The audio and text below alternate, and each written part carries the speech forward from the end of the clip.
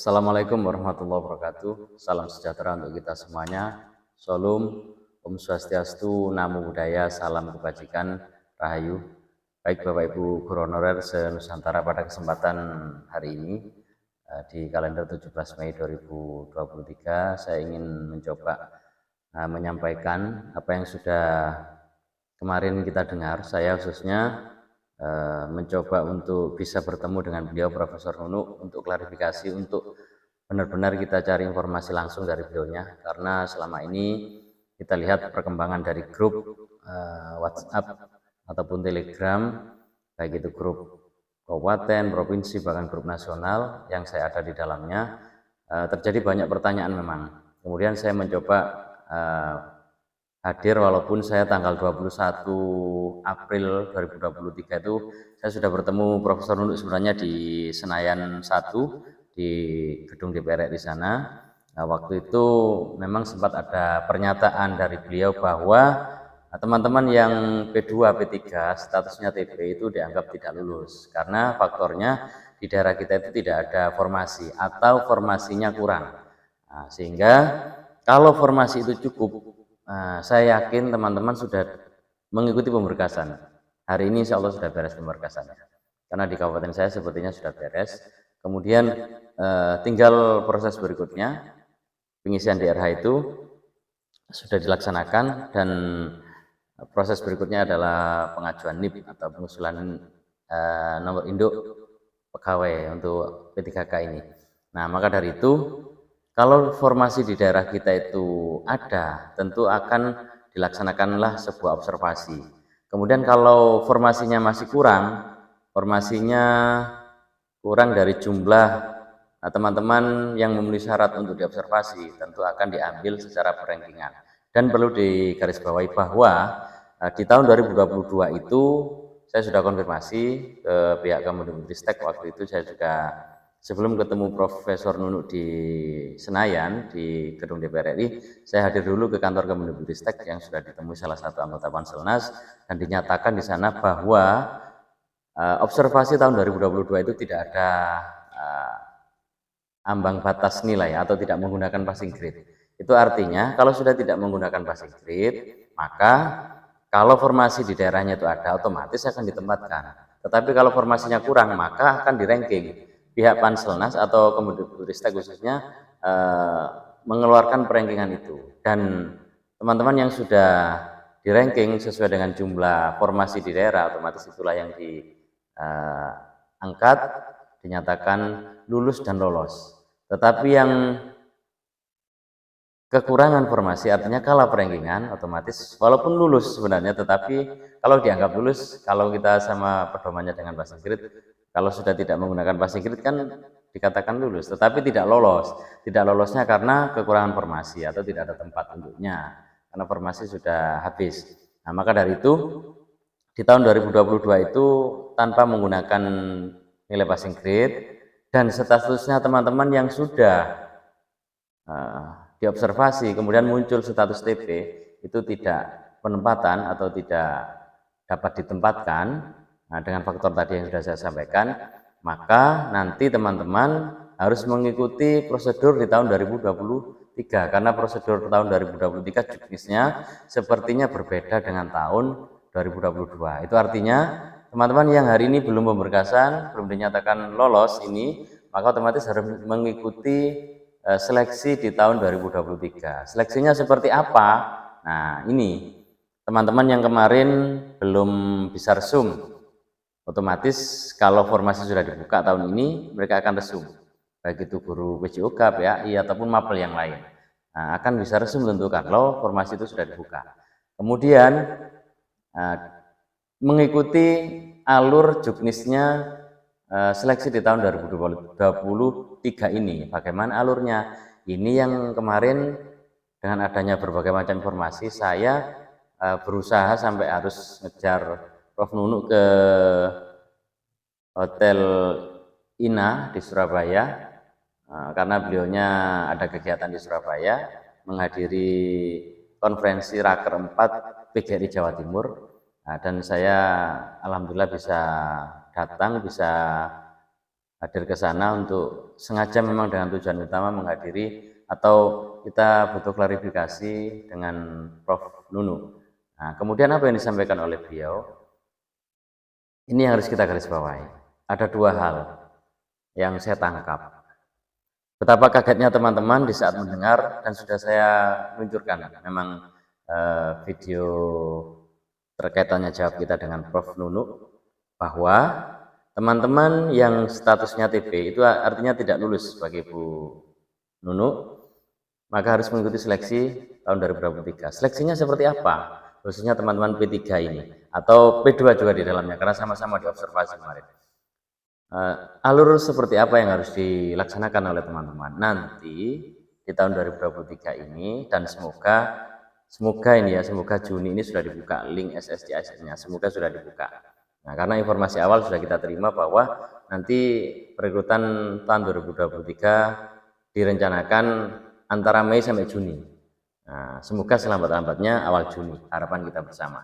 Semoga selambat-lambatnya awal Juni sudah dibuka. Nah, kita lanjut. Bagaimana prosedur yang harus dilaksanakan oleh teman-teman? Prosedurnya adalah seleksi CAT UNBK. Nah, artinya tes ini teman-teman harus berhadapan dengan komputer, karena sudah ngomong UNBK atau ANBK ini, otomatis seperti itu. Kalau kemarin teman-teman tinggal diam, siapa yang ditugasi?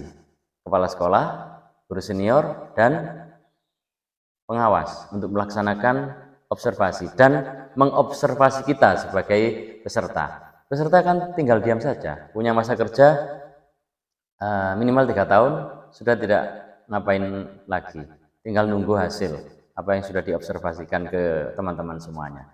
Itu artinya teman-teman sama halnya dengan seleksi tanpa tes kemarin itu. Dan tentu wajar kalau menimbulkan kecemburuan di antara kita saja menimbulkan kecemburuan. Apa yang ditimbulkan? Salah satunya teman-teman yang sudah lulus P1, P2 yang sudah terima SK P3K tahun 2021. Ada juga yang sempat menyampaikan enak dengan kalimat ini ya, enak teman-teman yang sekarang seleksi tahun 2022. Kita tahun 2021 harus tes, mengerjakan soal sekian puluh soal yang harus dikerjakan. Tetapi teman-teman tahun 2022 tidak lagi mengerjakan soal seperti itu, tinggal menunggu hasil. Yang hasil itu diambil dari observasi. Kemudian kalau saja sesama honorer di instansi dinas pendidikan atau naungan dinas pendidikan saja terjadi kecemburuan sosial, apalagi di instansi yang lain, kesehatan misalnya, teknis misalnya, atau instansi lain yang kebetulan membuka formasi kemarin untuk melaksanakan observasi. Itu artinya mereka dites, guru-guru tidak dites. Akan semakin menimbulkan kecemburuan sosial. Mungkin juga karena faktor desakan itulah sehingga tahun 2023 ini harus dilaksanakan tes. Tetapi tesnya adalah UNBK observasi diri sendiri. Ini yang harus kita garis bawahi. Observasi diri sendiri. Kalau kemarin kepala sekolah, guru senior, dan pengawas. Sekarang observasinya adalah diri sendiri. Coba ada rahasia apa di balik observasi diri sendiri? Mungkin lebih pas. Karena dirinya sendiri sudah tahu keadaan dirinya daripada guru seniornya mungkin, daripada pengawasnya mungkin, karena pengawas tidak setiap hari ketemu dengan kita. Bisa jadi pengawas masih bingung untuk menilai kita. Tetapi kalau kita sendiri yang menilai diri kita sendiri, tentu kita lebih tahu keadaan diri kita masing-masing.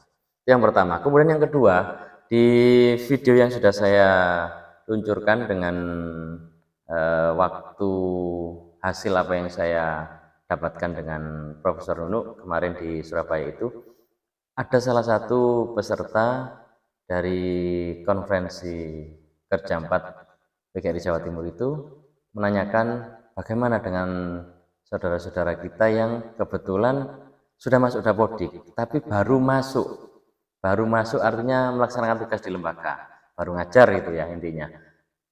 Kuncinya adalah apabila kurang dari 3 tahun, maka mereka masuk dalam kategori pelamar umum. Ini sudah sama dengan tahun 2022. Memang P4 adalah pelamar umum yang masa kerjanya kurang dari 3 tahun pengabdiannya. Nah, itu ada kalimat dari Bu Nunu, mereka harus mengikuti seleksi tes umum. Berarti ada dua kalimat yang berbeda dengan keadaan yang berbeda dari status, yang berbeda pula. Yang pertama P3, ujian UNBK melalui observasi diri sendiri. Kemudian yang masa kerjanya kurang dari 3 tahun harus mengikuti seleksi tesnya seleksi umum. Berarti dua hal yang berbeda. Maka dari itu, apa yang ditakutkan oleh teman-teman? Apa yang dikhawatirkan oleh teman-teman sekarang? Merasa takut, merasa kaget karena mungkin faktor usia, iya, memang. Tetapi kenapa harus dites lagi kita? Sedangkan kita ini sudah diobservasi.